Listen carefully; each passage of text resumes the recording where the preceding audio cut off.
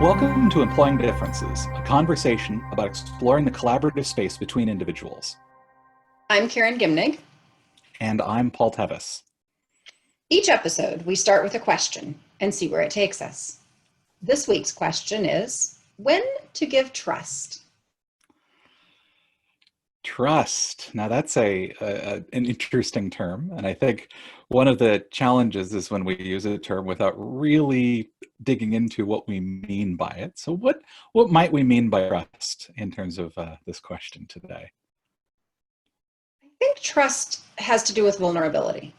I think it Mm, has to do with I am willing to engage with you in a way that creates potential for me to get hurt. mm. Yeah, and that hurt might be in a variety of different ways, right? It might be emotionally, it might be financially, it might be physically. There are a lot of different ways that might manifest. But yeah, trust is creating a condition of vulnerability. And I think it's accepting, it's saying, I'm going to live in the space of maybe not believing that I am safe. I don't know that that's not actual vulnerability, but to act as though I were safe, Mhm. to not guard against this potential for hurt, but to just move through the world as though I'm going to be okay. Right. To acknowledge that there is that potential there, and also, yeah, to not guard against it, to really to trust, as it were, in whatever it is, whoever it is, all of that that's there. Um, that the nice part about looking at it that way is that one, it nuances it a bit because when we talk about trusting people, um, that often hides the complexity of it, right? There's the idea that trust is not binary. It's not I trust you or I don't, right? It's actually very specific. My colleague, mentor, Esther Derby, says, I trust my husband with my life and not my laundry. Yeah. Yeah. And I think a piece of this is in terms of when to give trust, kind of always, in the sense of if I can't trust you, there is no point in me trying to be in any sort of relationship at all. Mm, And there may be people with whom there's no point in that. But if there's no trust at all, the likelihood of anything productive or useful, either in terms of sort of emotional fulfillment or getting work done in a collaborative way, or any positive outcome that I can think of, if it's just I just don't trust that person, mhm. it's highly unlikely that anything useful is going to come out of that. Yeah. Yeah, I tend to think about it in terms of what do I trust people with, right? Because I mean, there's absolutely a case of like I might trust your expertise in something and not your judgment, right? Or the other Mm-hmm. way around. I trust that you would make a good decision about this, but I don't trust that you have the skill to carry it through. Um, I might trust neither of those things, right? And so for me, trust is partly about um, it's partly about a calculated risk in some ways, right? I'm saying, yeah, I think it is worth it for me to do this because of my confidence in whatever, however it is that I'm making myself vulnerable to you. I'm confident that there's going to be a better result from becoming vulnerable in that way rather than not. And I notice how you didn't say, I'm confident that I won't get hurt, Right. right? It's the confidence that it's worth it. Because I think the piece that we miss sometimes is that not Mm-hmm. trusting hurts us too. Yeah. That it's not like I don't trust and I say safe and I trust and I get hurt. Yes, if you trust, you'll get hurt. That if you trust long enough, you'll get hurt because we're human and we're fallible and Mm-hmm. we're Mm-hmm. all of those things. But not trusting hurts us too. Yeah. Yeah. There's like, what is the, and so in some ways, the answer to the question of when to give trust is that when the cost of trusting is less than the cost of not trusting, Mm-hmm. Yeah. or the likely Yeah. cost, right? Because again, it's about uncertainty. We don't know. Um, And so just kind of thinking that through, like there are actual costs to not trusting people as well. Right. Well, and I think a lot of this turns out to be intuitive and about sort of tolerance. So, Hmm. like, we don't know what the actual cost of trusting someone will be because we don't know at what point they'll let us down or not, or what will happen with that. Hmm. But we certainly can read our own sort of intuitive and internal. And this is a space where what you know, I think, is less significant than what you feel. Yeah.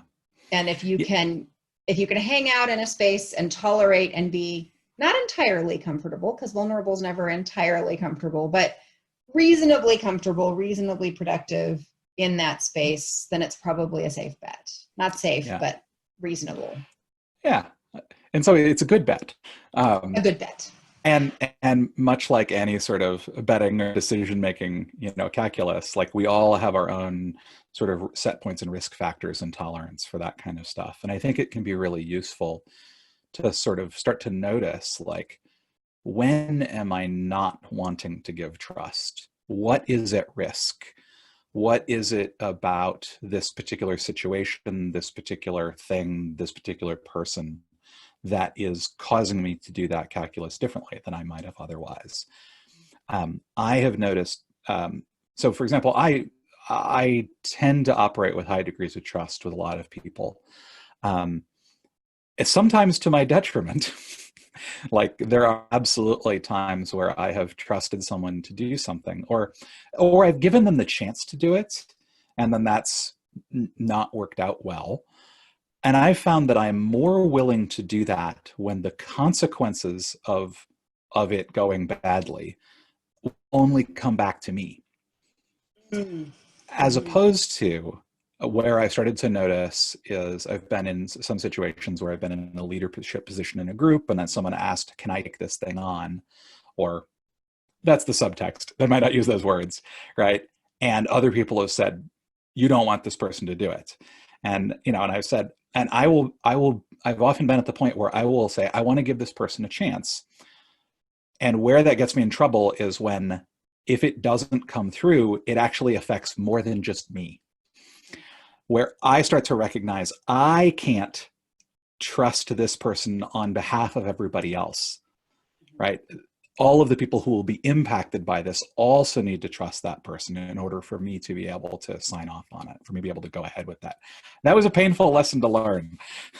Yeah. Well, and I think you're pointing to something that I would generalize. That's a specific case of what I would generalize to say it's about trust within boundaries. What Mm, are the boundaries within which I trust this person, this group, this relationship, this set of connections? And there almost always are boundaries. I mean, yeah. even in pretty high trust, it's like I trust with my life, but not my laundry. But we do have boundaries, and getting clear about what those are, and then what helps us expand them. What are the things that help trust work better? And sometimes it's about being really explicit about what's being agreed, or sometimes it's about shortening the time window between check-ins or things of that nature. So it's, as you say, it's not binary. There's sort of the amount of trust and the environment within which that trust is happening. And I do think being thoughtful about boundaries makes a lot of sense. Mm-hmm. A number of years ago, was part of a workshop where one of the things that we talked about was trust as a substitute for communication, which I thought was interesting, talking about operating in an environment where, when there was a high degree of trust between individuals on a team, that we didn't have to communicate as often about something. And often, in order to generate those high degrees of trust, we had to communicate deeply. Deeply and infrequently sometimes allowed us to then sort of come together, sure that we were all aligned around what it was that we were actually trying to do, communicate and clarify some of those expectations we had for each other. And then we could trust each other to go off and do these things separately and come back. And I think there's, you were pointing to sort of the trust in the capacity or the capability. You might trust someone's judgment, but not their expertise, or vice versa. And I think there's another element in consensus realms. We talk about the assumption of good intent. Mm-hmm. So that's about trusting the intention, which may or may not result in the impact. I mean, I've certainly been in cases with people that I absolutely believe they want what's best for the community. They're not trying to be selfish, and holy cow, they railroad people over and over again. I mean, their impact is so harmful, but the intention is not. And there is a piece of that of, I can trust who you are without trusting your skill set to navigate the group effectively, or without trusting that your impact will align with your intention. And I think if you don't have that, if you truly can't trust the intentions, I'd get real curious about whether you want to stay in relationship, in working connection, in partnership with that person at all. But with that good intention, and then getting clear about, again, those boundaries. Yeah. Yeah. That feels like a sort of concluding, sort of summing up. Right? So where did we get to on this? So we talked a little bit about, giving trust when it seems like the cost of not giving trust is greater than the cost of giving trust. Giving trust, in some ways, giving trust to intention, and setting boundaries on trust around sort of expertise, skill, impact, where it's going to, how it's going to show up, boundaries around action. And I think the last thing that I want to make sure we track is that trust is typically more about what you feel than what you know. Because it is inherently about dealing with uncertainty, and we can't know. And so we kind of have to really figure out how are we going to feel? How do we feel about what it is that we don't know and that we can't know? And how do we want to work with that? Yeah. So that's going to do it for us today. Until next time, I'm Karen Gimnig. And I'm Paul Tevis, and this has been Employing Differences.